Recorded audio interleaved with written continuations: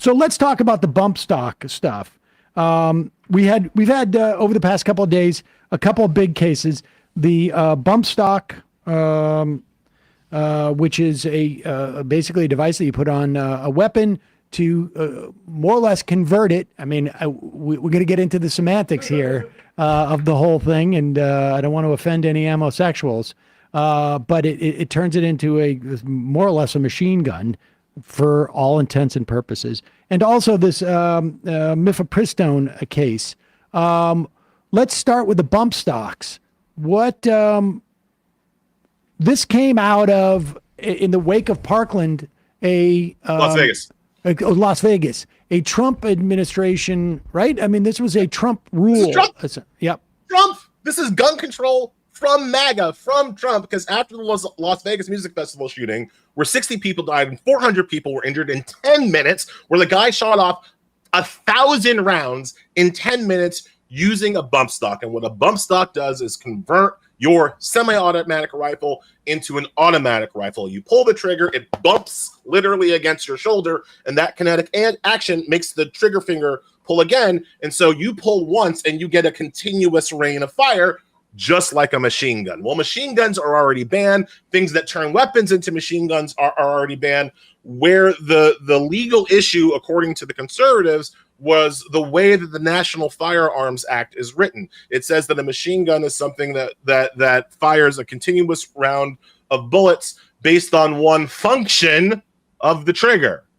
So is one function of the trigger the same as one pull of the trigger? And the way, just to get through all the semantics, the way that I kind of explained it is that the conservatives understood the case from the perspective of a gun. Right? As if you got to think of from the conservative perspective, the gun is like the candelabra in Beauty and the Beast, right? It has hopes and feelings and dreams and ideas. And from the gun's perspective, it's multiple functions of the trigger, even though it's happening, kinetically, very fast, right? From the shooter's perspective is where Sotomayor and the liberals decided to look at it, because the shooters are the people in this situation, right? Not the gun. From the shooter's perspective, you pull the trigger once and the gun continuously fires. So that was the legal breakdown. The six conservatives said, no, it's multiple functions of the trigger from the gun's perspective. The liberals said it's a single function of the trigger from the shooter's perspective. And the homosexuals won because they always win.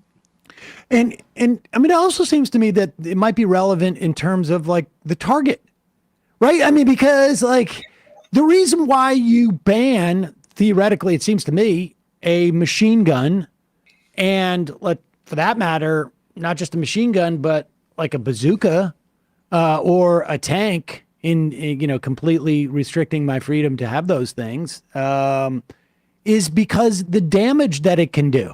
Right? Like, I mean, it's not because the shape of the bazooka is just, or whatever. It has to do with the damage that can be done. Yeah. The Las Vegas massacre was the single deadliest mass shooting in American history carried out by a single gunman. Do you know why it's still the single most deadliest shooting in American history? Because we banned the bump stocks. We endure a mass shooting in this country nearly every day. There have been 225, as of when I wrote this last week, 225 mass shootings in America this year in 2024. And the reason why, one of the reasons why, the death toll has not gotten to the point that it got to in Las Vegas is because we banned the very thing the Las Vegas shooter was using to kill everybody. But there was a really horrible part of the decision where Clarence Thomas, who wrote the majority opinion, basically extolled the virtues, the skill required to be a mass shooter, right? Because the whole point of banning bump stocks is that Stephen Paddock, the Las Vegas killer, was a 64-year-old man. And one of the arguments was that there's no way a 64-year-old man could kill that many people in 10 minutes without a machine gun, right? And Clarence Thomas is like, no. It actually takes a lot of skill. You have to aim and you have to do it. He literally had 2 paragraphs in his opinion where where he was like, it takes a lot of skill to kill, to mass shoot. It's not the gun that's doing it. It's the skill of the shooter. And it's just, that's where we are in this country. And I try to point out to people that on guns, understand that the conservative majority on the Supreme Court, the extremists on the Supreme Court, are to the right of MAGA. Because again, banning bump stocks, that was a Trump idea. That was a Trump Bureau of Alcohol, Tobacco, and Firearm rule. For them, banning bump stocks is extremely popular within both parties. It's these crazy amosexual gun nuts on the Supreme Court that have kind of twisted our country into this blood sport. And I just, until we do something about the conservative control over the Supreme Court, our children are dying. Our country will continue to suffer these tragedies as long as these people are allowed to hold power. They are to the right of even your local crazy conservative uncle. You quoted legal commentator Joe Patrice summing up Alito's concurrence. He wrote, as I read from your piece, I appreciate that Alito took the time to write a concurrence to say, quote, obviously the legislative history and the common sense interpretation of this text would ban bump stocks, but instead, fuck you.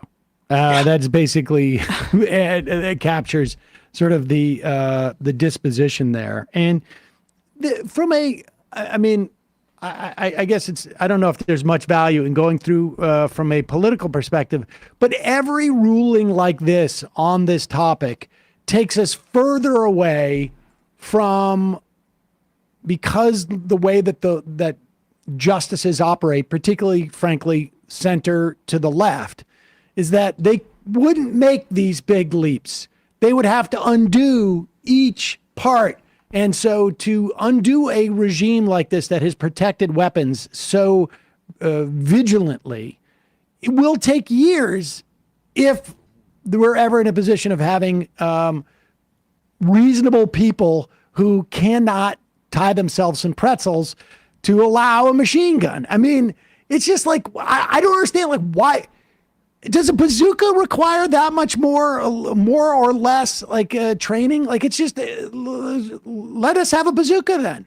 One of the frustrating things is that when you hear Republicans talk about this ruling, they're like, well, Congress should just pass a law banning bump stocks and then we'll be fine. And the whole point is that Congress already banned machine guns in 1934. And the idea here is that every time Congress does act, which, as we both know, Sam, it takes a lot for Congress to do anything about guns. A lot, right? Every time they do finally somehow get over the finish line with a bill to do anything about gun violence, the Supreme Court cuts it off at the knees. Yep. And They're so, like, actually bringing up that legislation, I think, today in the Senate to ban bump stocks. Right. All right. And well, it won't pass the House because Republicans. But even if it did, the Supreme Court probably won't uphold it. Yep.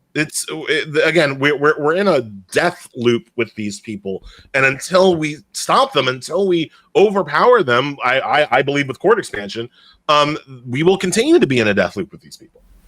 Hey, folks, don't forget to hit the subscribe button and check out our daily show. We do it every day at 12 p.m. Eastern for about 2.5 hours. We even take phone calls. You should check that out.